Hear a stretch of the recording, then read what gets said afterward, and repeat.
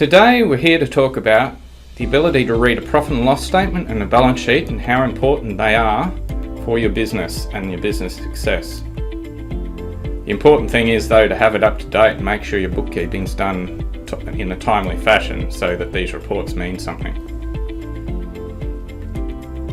Gone are the days of doing it at the end of the quarter when you want your BAS done. So when we're talking about profit and loss statement, we come up with a few terms.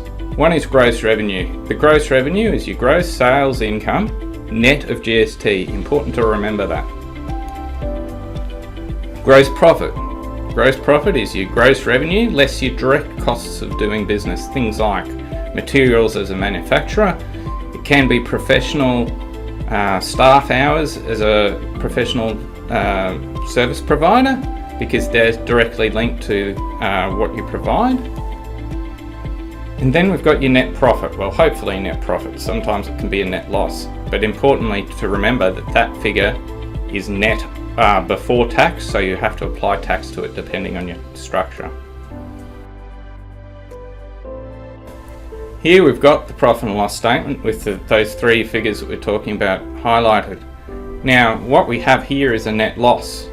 What that means is your sales revenue is less than your expenses. That can happen throughout the year sometimes when you have timing differences or slow periods and you cash flow that for a while out of cash and so forth, cash supplies and working capital, until that you're making a profit again. It can be also a case during the growth phase of business. The important thing is to remember is that you can't keep making a loss forever, otherwise you're going to run out of cash and your business is going to fail. So the balance sheet. What's the balance sheet? The balance sheet shows you what you own, or the business owns, and what it owes, and hopefully there's a net positive equity position. The thing is that will not always be the case, particularly for service businesses where there might be the case where you don't have a lot of tangible assets, you've only really got cash in the bank and so forth. So it's important for those considerations.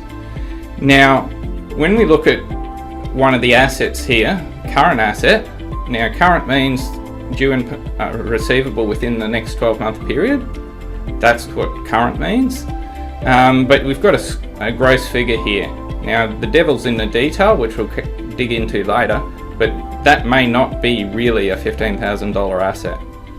Fixed assets, equipment, cars, improvements or leasehold assets when you take on a premises and you fit it out. Where you can get a negative asset position is often where there's extra depreciation of value available due to tax reasons, like the current technology investment boost. But if it is a negative, maybe you need to check out why. Okay, here's an interesting scenario for your current liabilities. Current, of course, being things that are due for payment within the next 12 months versus non-current, which are longer dated liabilities. Here we actually have a business bank account showing here as a liability. Often this can occur when you have an overdraft facility, so you don't actually have any cash assets at all. You just owe money. Then we've got this weird historical adjustment figure. I often find that when I take over a new client and then I dig into why it's there. It's been put in the too hard basket often. Get rid of it, there's no point in having it, and it distorts the balance sheet. Okay, the detail. So with your aged debtors and creditors, what does aged mean? Well, it means how long have they been held on the balance sheet as a debtor or creditor? Are they within terms? Are you paying them on time? Are you receiving them on time? Or is there a problem there? So a cash flow problem may be due to clients not paying you on time, and if not, why not? How do you do something about that? And if they aren't recoverable or are very unlikely to be recoverable, you write them off as a bad debt so that your balance sheet is more accurate, and that is expensed out through the profit and loss. One of the key issues we've come across time from time is, do your incoming revenue debtors terms match your outgoing? Too often we see a fact where you might have a 90-day plus receivables, but you have to pay your staff and other major creditors on maybe even 14 days, and with staff maybe even weekly. So it's very important to understand how much working capital you need if your terms are way out of whack. We prefer to try to make the terms match each other as close as possible. And then the famous credit rating. This can become a real issue if you're not paying your creditors on time. Because what happens is that the person that you're owing money can report you to credit rating agencies, and you end up with a credit smudge on your record. That means when you go to take on a new supplier, they may check your credit rating and decide they don't want to do business with you. You can come to arrangement with creditors when you're having a tough time, come up with a payment arrangement. That means that'll avoid you going onto a credit smudge on your credit rating.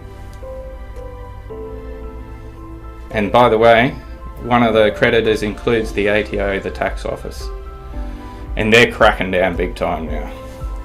Okay, so what next? The next phase of growing a business is employing staff. So there's a number of factors we consider when we look at employing staff for the first time. What are the position descriptions? You've got to get that clear so your staff understand what their role is and what they're responsible for. Work cover. Make sure the insurance is in place. It's illegal to trade without work cover in place. Awards versus agreements, enterprise bargaining agreements. Depending on your industry, there may be different ways in which you have to pay your staff, so make sure you understand that. And even within a business, you can have professional staff, you might have admin staff, you might have cleaners. You've got to understand that they could be like 3-4 different awards within your own business structure. Then we talk about casual versus permanent part-time, permanent full-time, and then what we call temporary permanent contracts. So they might be employed on a full-time basis for a fixed period of time or a part-time basis for a fixed period of time. There are different arrangements there. So thank you for your time today, and we look forward to you seeing our next presentation, which will be coming up shortly. Thank you very much.